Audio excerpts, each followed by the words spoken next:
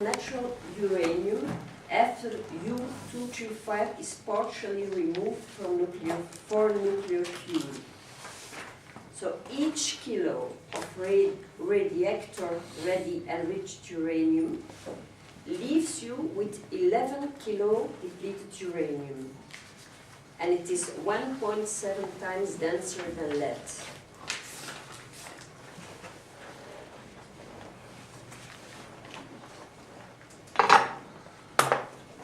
The density of depleted uranium weapons combined with uranium's pyrophoric nature results in a high-energy kinetic weapon that can punch and burn through armor plating. So the U is also used as armor in battle tanks, in Tomahawk missiles, and in a small amount of some types of landmines.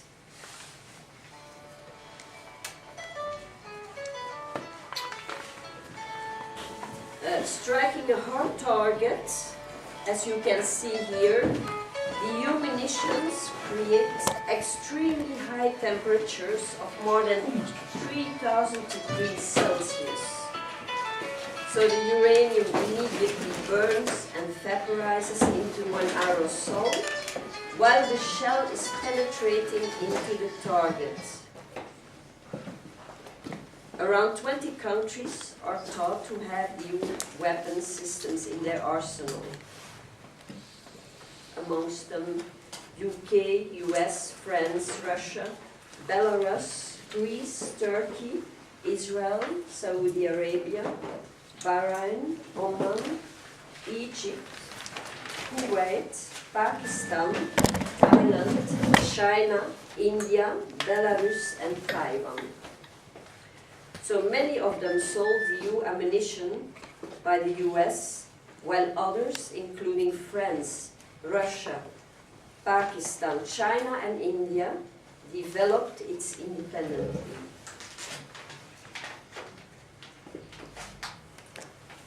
It is now clear that the U was used on a large scale by the US and the UK in the Gulf War of 1991, then in Bosnia, Serbia, Kosovo, and again in the war in Iraq by the US and the UK in 2003. It is suspected that the US also used the U in Afghanistan in 2001, although both US and UK governments have denied using it there. However, leaking transport documents suggest that US forces in Afghanistan have the U weapons.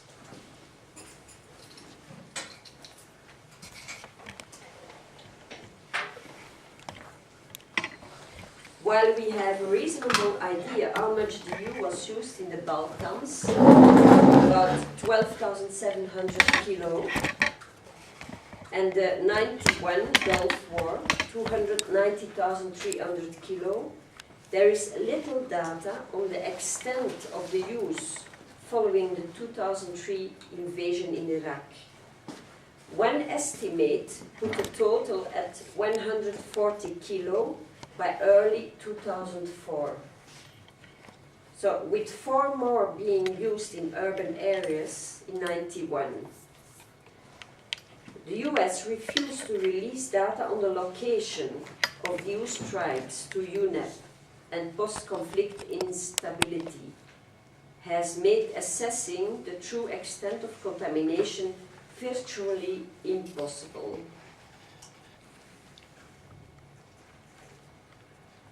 This is a picture of an attack tank. This black smoke might contain such fine particles of uranium oxide. And the U dust could easily spread over the battlefield and resuspend in the air, and even spread over the residential areas of the civilians. The uranium weapons are different from nuclear weapons, which use the destructive power of a nuclear explosion. However, both of them cause radioactive contamination and radiation exposure. Yes? We forgot to say that there is a translation into Finnish on paper if any of you want. There are some.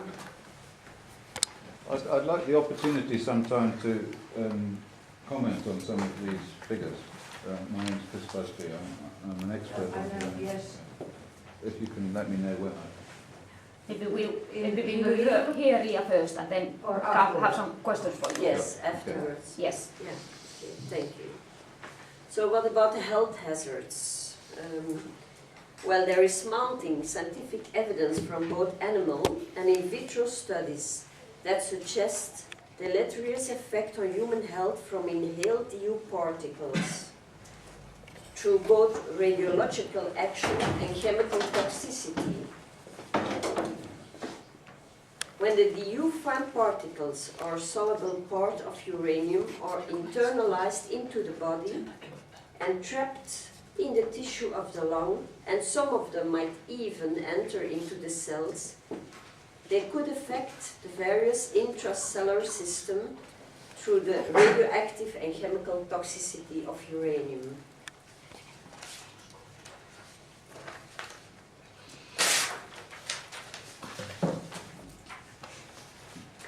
Alpha radiation could also attack the DNA and cause some genetic damage, which might lead to the diseases including cancer and leukemia. When it affects the germline cells, it might cause some transgenerational effects in the next and future generations. Many scientists have been warning us about the hazardous effects of such internalized alpha particles, considering the phenomena called bystander effect and genetic instability, which might explain the mechanism that even the low dose of radiation might cause harm to the living cells.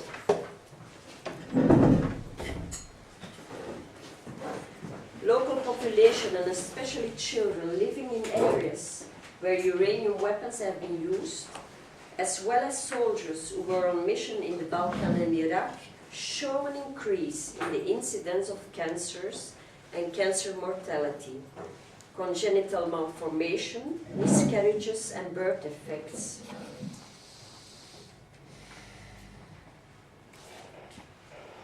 So that's why medical support to the affected areas is one of the critical and urgent issues right now. The doctors working in the affected areas, such as Basra in the southern part of Iraq, have great difficulties to take medical care of the patients from a lack of medicine and proper equipment. Continuing to pretend that there is no danger from uranium weapons is morally, ethically, and scientifically wrong. Governments must listen to the victims and end the use of uranium weapons immediately. The burden of proof should be placed on the users, the military, the governments, to prove that the DU is safe.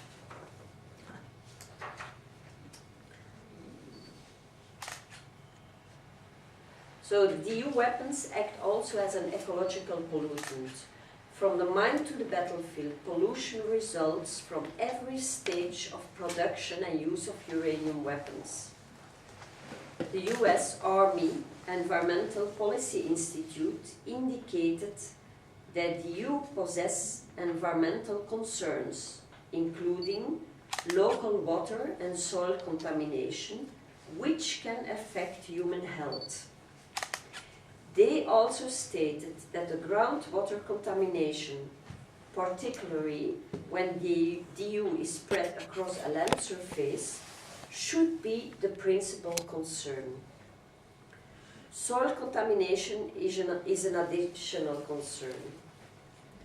The Post-Conflict Assessment Unit of UNEP stated in their report on Bosnia-Herzegovina the following. Penetrators on the surface are particularly those in the ground, may dissolve in time and slowly contaminate groundwater and drinking water. They may constitute a risk for future groundwater and drinking water contamination where they are close to water sources. But still, the military deny the danger.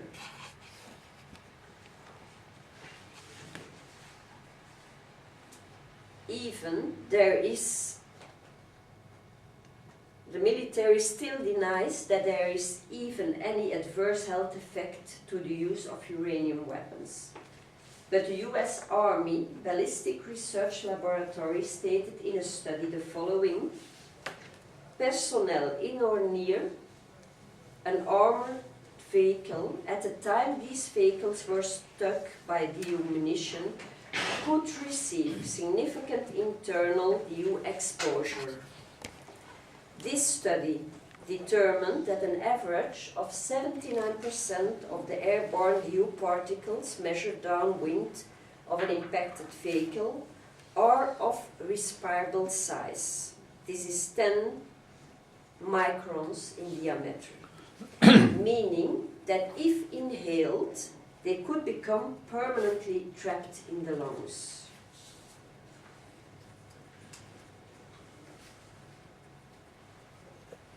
So in 2000, the authors of the report of the Spies Laboratory, as part of the contract with the Swiss Army, admitted the DU munitions leave behind a long-lasting contamination on the battlefields, which is not compatible with civil radiation protection norms. A scientific team of the US Forces Radiobiological Research Institute proved in 2002 that under specific conditions, the DU can damage the genetic material DNA and can cause carcinogenic compounds in a living cell. Research from other institutions resulted in similar findings. Now about the precautionary principle and approach. So mounting evidence of the radiological and chemical toxic effects of the use of these weapons forces us to speak out and ask our national governments and the international organizations to protect their civilians and soldiers and to apply for the precautionary principle. This means that when the health of humans and the environment is at stake, it may not be necessary to wait for scientific evidence to take protective action. The principle applies to human health and the environment. The ethical assumption behind the precautionary principle is that humans are responsible to protect, preserve, and restore the global ecosystem in which all life, including our own, depends.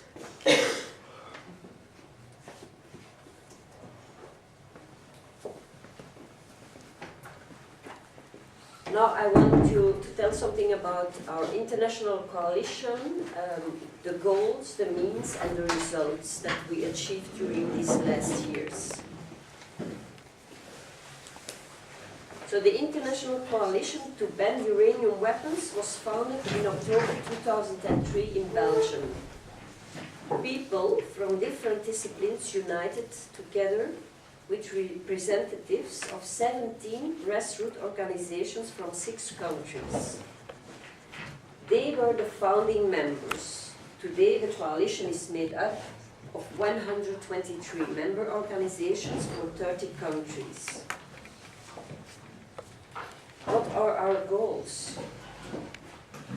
Well, we call for an immediate ban on the military use of uranium, the so-called depleted uranium, and other radioactive materials. We also demand the cleanup of contaminated sites, medical assessment, treatment and compensation of the victims, independent investigation and long-term monitoring of affected population and the environment. The international coalition calls on governments to disclose locations and quantities of uranium weapons they have used. And we call for the comprehensive prohibition of the production, possession, testing and sale of uranium weapons. To ban these radioactive and chemical toxic weapons, we promote a draft convention.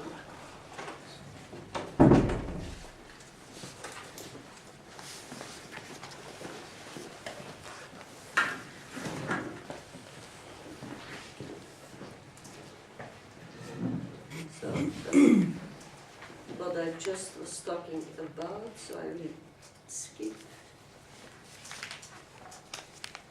Okay. So the final goal is a draft convention. Now about our campaign. So the anti-personnel and cluster munition campaign shows us that focusing on one type of weapon is successful. Why depleted uranium has not yet achieved the same kind of public presence as the anti-landmine and cluster munition campaign? Well, it was easier to make a case against landmines as indiscriminate weapons, because they were blowing up all over the places and maiming civilians. No one could deny their horrific impact. With the remnants of depleted uranium weapons, it is often a much slower story of toxic and radioactive poisoning. There are still a lot of unanswered questions about the long-term effects on people who live in contaminated areas. And what about the proliferation of contaminated war remnants? And then there are the unknowns. Nobody fully knows what lies in the store for future generations. Last week, a research team from the International Coalition returned from Sarajevo, Pristina and Belgrade. The 2-week trip was an initial fact-finding mission. The team now has greater understanding of the political, social and financial pressures that can influence DU clearance and monitoring. But plans are made to undertake further work on human exposure and environmental contamination in the Balkans. This research trip was possible thanks to the funding of the Norwegian government. Bravo. Bravo, yes. So another project that the International Coalition is backing is an epidemiological study in Basra, Iraq, where a team of experts, including local medical doctors, are working on an epidemiological study on the health effects of depleted uranium in Basra. They have thus far created a cancer registry.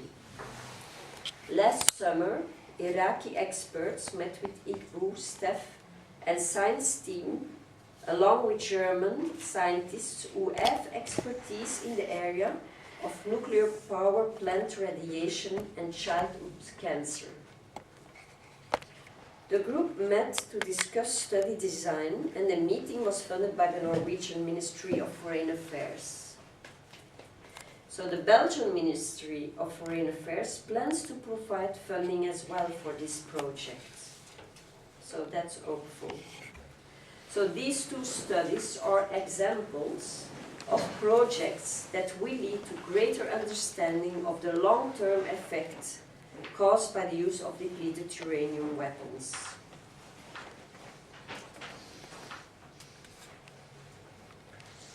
Now I will speak about Belgium, because Belgium is the first country in the world that bans uranium weapons by domestic law. So in June 21st, 2007, is an important date for the anti-uranium weapon campaign and the peace movement, because that day the parliament voted unanimously for a law that bans uranium weapons. Bravo too. Bravo, yes. But first I would like to give some historical background. of how we came to this ban in Belgium. So we are a very small country located in the center of Europe, and Belgium has been the battle area for the two world wars. The first one from 1914 till 1918, the second one from 1945 till from 1940 till 45. It was during the First World War that at the front line of the River de IJzer, chemical weapons were used for the first time in history on a battlefield. The use of chemical gases, chlorine gas, killed thousands of soldiers and civilians. So both in 1925 and 1933, the Belgian government, supported by the public opinion, played a leading role in passing the International Convention on Banning Chemical Weapons. This is the most radical convention of all disarmament treaties. In the early 1930s, when the first right-wing semi-Nazistic militias were formed in Belgium, the government responded with a very strong law, and this is the law of the 3rd of January 1933, on the production, possession and trade of weapons and ammunition, and this in order to limit the distribution and use of weapons in Belgium. A complete range of weapons was prohibited on Belgian territory. This Belgian weapon law of 1933, in the meanwhile modernized by the law of the 8th of June 2006, concerning regulation of economic and individual activities with weapons, formed the legal basis of the prohibition of the anti-personnel mines, cluster munition and depleted uranium weapons. Well, you can ask how we reached our goal to ban these weapons in Belgium. Well, soon after the foundation of the International Coalition in 2003, members of different organizations came together and founded the Belgian organization Coalition Stop Uranium Weapons. We were aware that if we wanted to be successful with this campaign, we had to unite all parties involved. Peace organizations, environmental organizations, independent scientists, civil and military trade unions, victims and their families, as well as sympathetic politicians. People with different backgrounds, but with one common goal, the ban on uranium weapons. So I myself am a peace activist, so it was not self-evident to cooperate with military trade unions. But our motivation was that we only would focus on the issue of uranium weapons, and during lobby activities it is also important to give the stage to military unions. Like Euromil, the European Organization of Military Associations, recognize that there may be long-term implications for the health of soldiers performing duties in areas where the weapons were used and for the local population. They also urge governments to ensure measures that guarantee the safety and protection of troops during their mission in areas contaminated as a result of EU use. And they strongly urge governments to ban the use of depleted uranium weapons and to use their influence to promote a worldwide ban on DU ammunition. So 25 organizations signed the mission statement of the Belgian coalition and they joined us.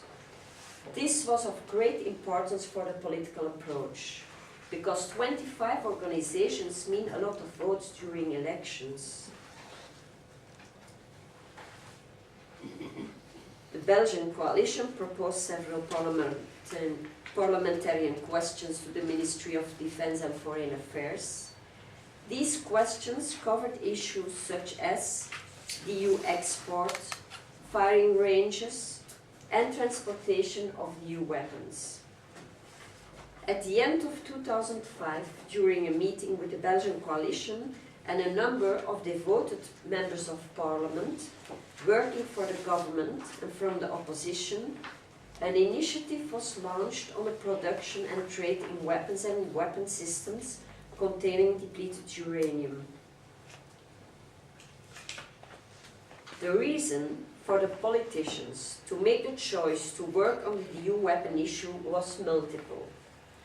First, depleted uranium weapons do blur the distinction between the conventional and nuclear weapons, what makes a prohibition absolutely necessary.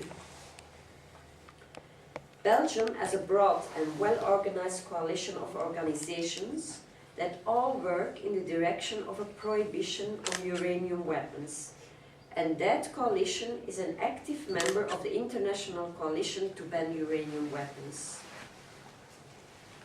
Then, as a result of the Gulf War, the intervention in Kosovo, and the invasion in Iraq, the press showed a lot of interest in the potential harmful effects of the use of armament and ammunition containing DU on the human health and the environment. And there are mounting scientific evidence that aerosol DU dust can easily spread, and that not only military personnel but also civilians might inhale the fine DU particles and internalizing them in their bodies. And then, of course, the members of parliament all over in Europe, sometimes with or without the support of NGOs, were launching campaigns against depleted uranium weapons. For instance, the European Parliament adopted several resolutions on a moratorium and the ban on the use of EU weapons. These growing European consensus strengthened out in the political debates. As a result of the cooperation between the Belgian coalition and the politicians, a law proposal was finally introduced. So now the big challenge was to get this issue on the agenda of the Commission on National Defense. This is the body of the lower house of Parliament that first debates law proposals related to military issues. In the past, the President of the Commission had refused to put the issue on the agenda, but this time he changed his mind. And finally, a hearing with experts could be organized. The Belgian coalition was asked to propose independent scientists who could give a presentation during this meeting. One of the experts was Dr. Keith Beverstock, who focused on the precautionary principle. He said that to implement a ban on DU weapons, irrefutable scientific evidence for links between ill health and DU exposure is not needed. And according to the precautionary principle, we are all responsible to protect, preserve, and restore human health and the environment. So the Ministry of Foreign Affairs went on a counter-attack and presented their experts and experts from the nuclear industry to try to convince the members of the Commission that uranium weapons do not cause more damage than background level radiation. In the meanwhile, some of our ministers were also approached by US officials who asked them to try to stop the campaign and not to vote for the ban. But March 7, 2007, The Belgian Commission on National Defense voted unanimously in favor of banning the use of depleted uranium weapons, inert ammunition and armor plates on Belgian territory. Although Belgium isn't a user of depleted uranium, it's the home of NATO and regularly has shipments of US-EU weapons traveling through the port of Antwerp.